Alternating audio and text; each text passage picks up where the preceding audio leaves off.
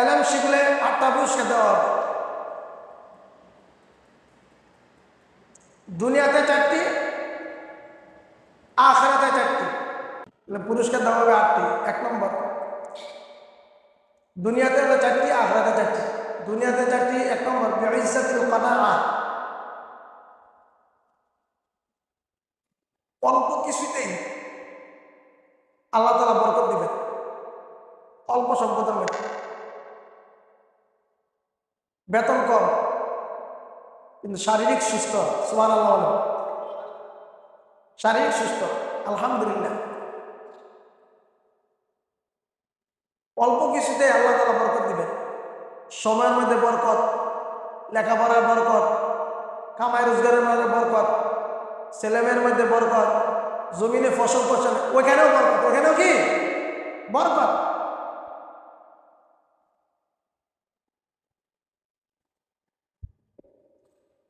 অনেক লোককে আল্লাহ তাআলা সম্পদ দিয়েছে, কিন্তু হাসপাতালের সাথে যোগাযোগ বেশি, হাসপাতালের সাথে সম্পর্ক বেশি।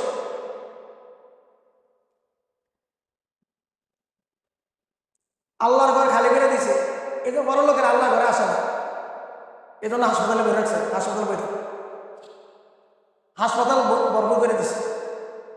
তোরা আমার ঘর খালি করছ, আল্লাহ ঘর খালি করে বেরিয়েছে। আপনি চিন্তা করেছেন?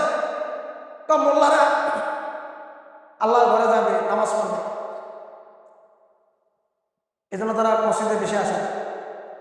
অফিস আদালতে থাকে, যার জন্য আল্লাহ তাআলা হাসপাতালে তাকে সিট দিয়ে দিচ্ছে। বেশিরভাগ হাসপাতালে থাকে। দুনিয়ার সব জায়গা, এ কথাটা আমার কয়েকদিন আগে বলছিলাম, দুনিয়ার সব জায়গা ভরপুর, কোথাও সিট খালি নেই। আপনার টিভির সামনে দাঁড়ান, ওখানে সিট খালি নেই। দোকানে বসবেন, ওখানে সিট খালি নেই। হোটেলে সিট খালি নেই, বিমানে সিট খালি নেই, বাসের মধ্যে সিট খালি নেই। শুধু সিট খালি আছে মসজিদে। কোন জায়গায়? মসজিদের সামনে, সামনে কাতারও খালি। পৃথিবীর সব কাতার বুকিং হয়ে গেছে, শুধু মসজিদের কাতার খালি। আল্লাহর ঘর খালি করার কারণে আল্লাহ কাছে, তো আমার ঘর খালি করছ, আমি তোদেরকে রূপ দিয়ে হাসপাতাল বেড়ে দেব। এই জন্য হাসপাতালের বেডিং বুকিং হয়ে গেছে। এখন অসুস্থ হইলেও এক হাসপাতাল থেকে আর হাসপাতালে যাইতে যাইতে মানুষ মারা যায়। মানুষ কি মারা যায়, এমন কঠিন অবস্থা হয়ে গেছে। এলেম দিয়ে শিখলে আল্লাহ তাআলা তাকে 8টি পুরস্কার দান করবেন। দুনিয়াতে 4টি, আখিরাতে 4টি। দুনিয়াতে 4টি হলো, 1 নম্বর, বিইজ্জাতিল কানাআ, অল্প কিছুতেই আমি আল্লাহ তাআলা তাকে ইজ্জত দান করব। ইজ্জত। 2 নম্বর, ওয়াহাইবাতিন নাফসি, যে আলেম শিখবে তাকে দেখলে মানুষ ভয় পাবে। কি পাবে? ভয় পাবে। না, এ হুজুর আইতেছে, অন্তর ভয় লাগে। এই ভয়টা আল্লাহ ঢুকিয়ে দিবে। সুবহানাল্লাহ বলেন। এই হুজুরের সামনে কেমনে ঘোরাটা করি, এই হুজুরের সামনে কেমনে গালিটা দেই, এই হুজুরের সামনে কেমনে বিড়িটা টান দেই, আছে না নাই? হুজুরের সামনে কেমনে এই কাজটা করি। আপনারা দেখলে, আলেম দেখলে অনেকে ঘোড়া ছেড়ে দেয়। একসাথে রিস্কা বসছেন, আলেম বসলো বা হাফেজ সাহেব বসলো, একজনে বিড়ি টানতেছে, বিড়ি ফালা দেয়। আছে না নাই? আর আছে না নাই? আলেমের ইজ্জত। ওয়াহাইবাতিন নাফস, মানুষের দিলের মধ্যে রোগ, ভয় ঢুকাই দিবে। ওয়ালাযাতিল ইলম, এলেমের মজা দিলের মধ্যে দান করে। এলেমের মজা, এলেমের একটা মজা আছে। যখন যে কোনো ছাত্র একটা জিনিস মুখস্থ করে বা পড়া পারে, উস্তাদের কাছে পড়া পারে, দেখবেন ওই দিন অনেক মজা লাগে, ওই দিন অনেক আনন্দ লাগে। কি লাগে? আনন্দ লাগে।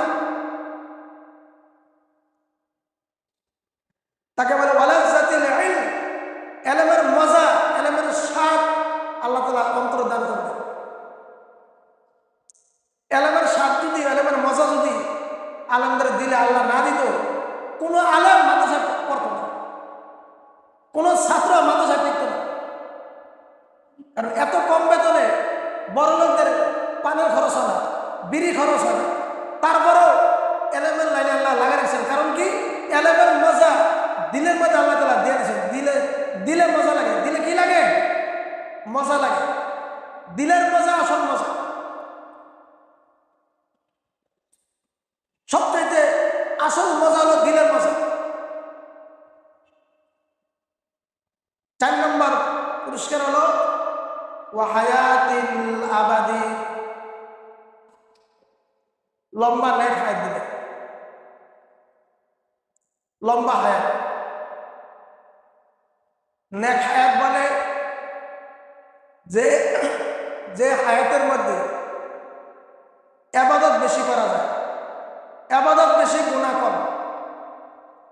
ইবাদত বেশি, সবাই বলেন ইবাদত বেশি, গুনাহ কম, ওইটাকে বলে নেক হায়াত। ওইটাকে বলে কি? ওইটাকে বলে নেক হায়াত। ওয়া হায়াতিল আবাদি, আল্লাহ তাআলা ওই বান্দাকে লম্বা নেক হায়াত দান করবেন।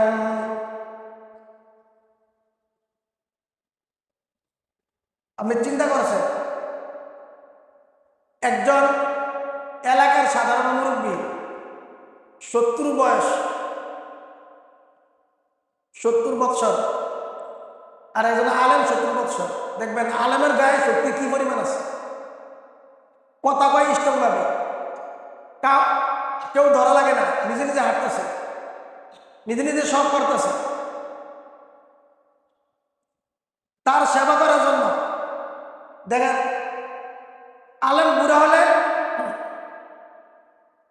কেউ কান কান কান টান দেয় না। আমাদের সবাই খেয়াল করে, আলেম বুড়া হলে কেউ কান টান দেয় না, কেউ কেতকানি দেয় না, কেউ ঠাট্টা করে না। সাধারণ লোক বুড়া হলে দেখবেন যে খোসা দেয়, টুপি লয়ে জায়গা, জুতা নিয়ে জায়গা, নাতিরা ঠাট্টা করে। আছে না নাই? আছে না নাই? আলেম বুড়া হলে তার জামার মধ্যে কেউ টান দেয় না, তাকে নিয়ে কেউ ঠাট্টা করে না, তার অজু পানি সামনে নিয়ে দেয়, কত রকমের খানা তার সামনে এনে চুপ হয়ে বসে থাকে, আদব দেখায়।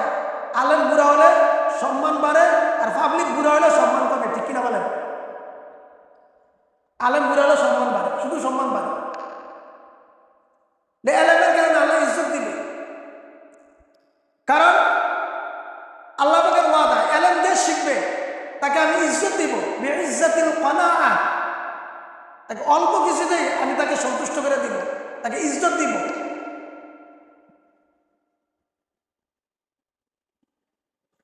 দুনিয়াতে আলেমের পুরস্কার 4টা। 1 নম্বর বিইজ্জাতিল কানাআ ওয়া হাইবাতিন নাফসি ওয়া লাযযাতিল ইলমি ওয়া হায়াতিল আবাদি। এই 4টা পুরস্কার দুনিয়াতে। বিইজ্জাতিল কানাআ, অল্প কিছুতে আল্লাহ তাআলা তাকে ইজ্জত দিবেন। যে কোনো জিনিস সে যা পাবে এর মধ্যে ইজ্জতের সাথে সে ব্যবহার করতে পারবে। ওয়া হাইবাতিন নাফস, মানুষের দিলের মধ্যে তার ভয় ঢুকাই দিবে, তাকে দেখলেই মানুষ ভয় পাবে। ওয়া লাযযাতিল ইলম, ইলমের মজা স্বাদ দিলের মধ্যে আল্লাহ দান করবেন। ওয়া হায়াতিল আবাদি, লম্বা নেক হায়াত দান করবেন। যে আলেম হবে তাকে আল্লাহ তাআলা 8টা পুরস্কার দিবেন। 4টা দুনিয়াতে, আখিরাতে 4টা। আখিরাতে 4টা কি কি? আখিরাতে 4টা হলো 1 নম্বর বিশফাআতি লিমান আরাদা মিন ইখওয়ানি, যে কোনো ভাইয়ের ব্যাপারে আপনি সুপারিশ করতে পারবেন। ওয়াজিল্লিল আরশি, আল্লাহ তাআলা আরশের নিচে ওই আলেমকে জায়গা দিবেন, সুবহানাল্লাহ বলেন। আরশের নিচে যেদিন সূর্য একাত করে থাকবে, মানুষ গ্রামের মধ্যে সাঁতার কাটবে, হায় হায় করে চিৎকার করে কাটবে, ওই বিপদের সময় আলেমদেরকে আল্লাহর আরশের নিচে ছায়া দান করবে, সুবহানাল্লাহ বলেন। ওয়াসিল্লিল আরশি ওয়াশুরবিল কাউসারি, হাউজে কাউসারের পানি যারা আলেম হবে তাদেরকে আল্লাহ নবী নিজ হাতে হাউজে কাউসারের পানি পান করাবেন, সুবহানাল্লাহ বলেন।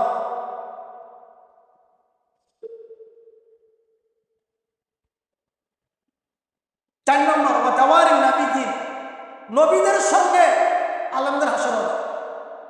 কিয়ামতের দিন কত মানুষ কত দামত দেখাবে, দুনিয়াতে না দামত দেখায়। একটা অন্যায় বলে আরেক চেয়ারম্যান সুপারিশ করে, চেয়ারম্যান না বলে এমপি সাহেব সুপারিশ করে, এমপি সাহেব না বললে প্রধানমন্ত্রী সুপারিশ করে, এটা করেন ওইটা করেন, এটা পাল্টান, এই কাগজ পাল্টান, শুধু পাল্টাতে থাকে। কিয়ামতের দিন আল্লাহ তাআলা বলেন সবার জবান বন্ধ করে দেওয়া হবে। কিয়ামতের দিন যে সে কথা বলতে পারবে না, যে সে সুপারিশ করতে পারবে না।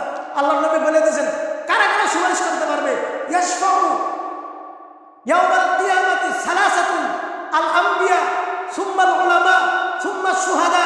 আল্লাহ নবী বলে দিয়েছেন কিয়ামতের দিন 1 নম্বর নবীগণ সুপারিশ করতে পারবে, 2 নম্বর আলেমগণ সুপারিশ করতে পারবে, 3 নম্বর শহীদগণ যারা আল্লাহর রাস্তায় জিহাদ করে শহীদ হয়েছে তারা সুপারিশ করতে পারবে। এই 3 ধরনের লোক কিয়ামতের দিন আল্লাহকে সুপারিশ করতে পারবে। আর সমস্ত মানুষের জবান বন্ধ হয়ে যাবে। আমরা তো বলি উমুকে তুমুকে সুপারিশ করে উল্টে নেব না, আল্লাহ নবী বলে দিয়েছেন কারা কারা সুপারিশ করতে পারবে। সেখানে নবীদের পরে আলেমদেরকে রাখছে।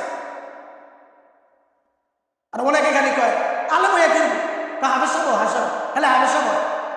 আর হাফেজ সাহেব খারাপ না, হাফেজ সাহেব তো 10 জন লোক জান্নাতে নিয়ে যাবো। আর একজন আলেম তাকে বলবে জান্নাতের গেটের সামনে দাঁড়ান, দাঁড়ায়া আপনার চোখে যা দেখেন সব সুপারিশ করে জান্নাতে নিয়ে যান, সুবহানাল্লাহ বলেন। আলেমের মর্যাদা এত বেশি দেওয়া, আলেমের মর্যাদা অনেক বইলে শেষ করা যাবে না। আলেম সে জানে, আলেম ঘুমাইলেও পাবলিকে তাহাজ্জুদ করলে যে সব ওই সব হবে। আলেম ঘুমাইলেও সব, আলেম হাসলেও সব। সে জানে হাসবে, সে মুস্কি হাসি দিবে, সে ঠাট্টা করবে না। আলেমের মর্যাদা অনেক, এজন্য আল্লাহ নিজের প্রশংসা করেছেন। আলেম কত বান্দা আমি বানাইছি, আবু জাহেল বানাইছি, উতবা সাহেবা বানাইছি, ফেরাউন নমরুদ বানাইছি, আরো কত জালেম বানাইছি, কেউ আমাকে ভয় পায় না। দুনিয়াতে কত মানুষ আমি বানাইছি, কেউ ভয় পায় না। শুধু ইন্নামা ইয়াখশাল্লাহ মিন ইবাদিহিল উলামা, শুধু উলামায়ে কেরাম আমাকে ভয় করে। আল্লাহ নিজে বলছেন আলেমরাই আমাকে ভয় করে, সুবহানাল্লাহ বলেন। আলেমরা আল্লাহর ভয় করে, আল্লাহর প্রশংসা করেছেন। যাদেরকে আল্লাহ তাআলা ইলমের দৌলত দান করেছে এবং যারা ইলম শিখতে আছেন, আমরা সবাই চিল্লা বলি আলহামদুলিল্লাহ।